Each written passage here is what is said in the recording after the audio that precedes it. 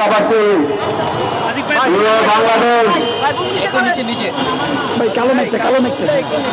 একটা দল পাগল হয়ে গেছে। জুলাই বিপ্লব পরবর্তী বাংলাদেশের যে ঐতিহাসিক সুযোগ তৈরি হয়েছে, সেই সুযোগকে বন্ধ করার জন্য, নষ্ট করার জন্য ওই দল পাগল হয়ে গেছে। ওই দল প্রেসিডেন্ট আমলে যেভাবে পেছনের দরজা দিয়ে ক্ষমতা এসেছিল খুনি হাসিনা, সেই কাঠামো আবার রেখে দিতে চায়। জুলাই বিপ্লব পরবর্তী আজকে 1.5 বছর সময় আমরা পার করছি। আজকে 500 দিনের আমলনামা যদি ওই দলের দেখেন, আপনারা দেখতে পারেন ওই দল কোন সময় ধরে চাঁদাবাজি, টেন্ডারবাজি, ধর্ষণ, সন্ত্রাস এবং মহিলাতন্ত্র কায়েম করেছে। আজকে 1.5 বছর পরে তাদের একজন নেতা এসেছে। ওই নেতা আসার পরে আমরা দেখতে পেয়েছি ওই দলের সন্ত্রাসীরা আরো লাগামহীন হয়ে উঠেছে। ওই নেতা আসার পরে বাংলাদেশের প্রতিটি ক্যাম্পাসে সেই গণতন্ত্রের ধারা শুরু হয়েছে, সেই গণতন্ত্রের ধারা বন্ধ করার জন্য পাগল হয়ে গেছে। আমরা দেখতে পেয়েছি শাহজালাল বিজ্ঞান ও প্রযুক্তি বিশ্ববিদ্যালয়ের যে নির্বাচন, সেই নির্বাচন কমিশনের সামনে মতন করে এবং বিচার বিভাগকে প্রভাবিত করে ওই নির্বাচনকে বন্ধ করেছে। আজকে সারা বাংলাদেশের মানুষ দেখছে ওই দল বাংলাদেশের গণতন্ত্র চায় না, তারা বাংলাদেশের মহিলাতন্ত্র চায়। আমরা দেখতে পাচ্ছি ভারতের আগে তারা পরাজয় হয়ে গেছে। তারা দেখতে পাচ্ছে বাংলাদেশে আজকে সকল নাগরিকতা ইনসাফের পক্ষে অবস্থান নিয়েছে। বাংলাদেশের যে চাকরিকরণ, তারা 5টি ছাত্র সংসদ নির্বাচনে ইনসাফের পক্ষে, প্রতিনিধিদের পক্ষে তারা অবস্থান গ্রহণ করেছে।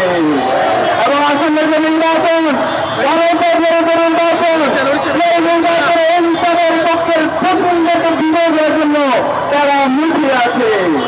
এই বিজয় দেখে তারা পাগল হইয়া গেছে। আজকে তারা কাপুরুষের মতো সারা দেশের মা-বোনদের উপর হামলা করছে।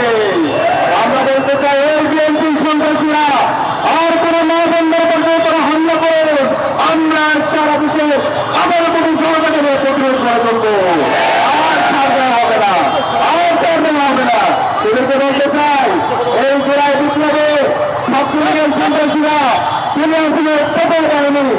15 জুলাই আমাদের বন্ধুদের উপর ঢাকা বিশ্ববিদ্যালয়ে হামলা করেছিল। এরপরে যে গণবিপ্লব হয়েছিল, সেই বিপ্লবের মাধ্যমে এই খুনি হাসিনা বাংলাদেশ থেকে দিল্লিতে পালিয়েছিল। সাবধান করছি, আর কোন মায়ের উপর যদি হামলা করে, আর কোন ভুলের উপর যদি হামলা করে, ভুলেরকে আমরা আর এক মুহূর্তে সহ্য করবো না। সাবধান করছি, যারা আপনারা জানান আপনি মজলুম ছিলেন, আপনি যারা ভোট না ছাড় দেব না।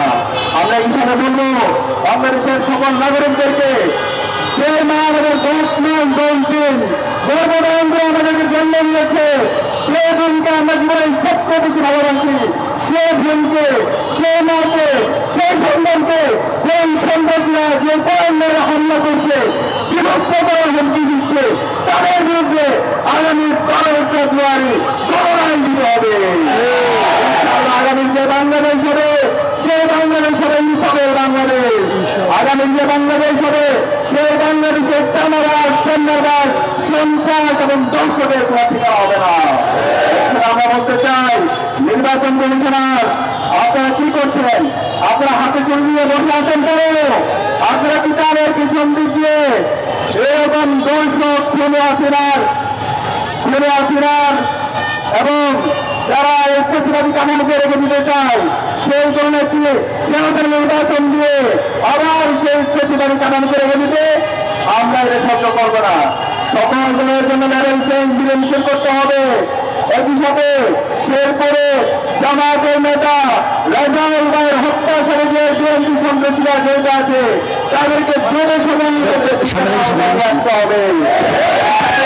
সারা দেশের সকল নাগরিকরা যেন নির্বিঘ্নে ভোট দিতে পারে সেই পরিবেশ নিশ্চিত করতে হবে।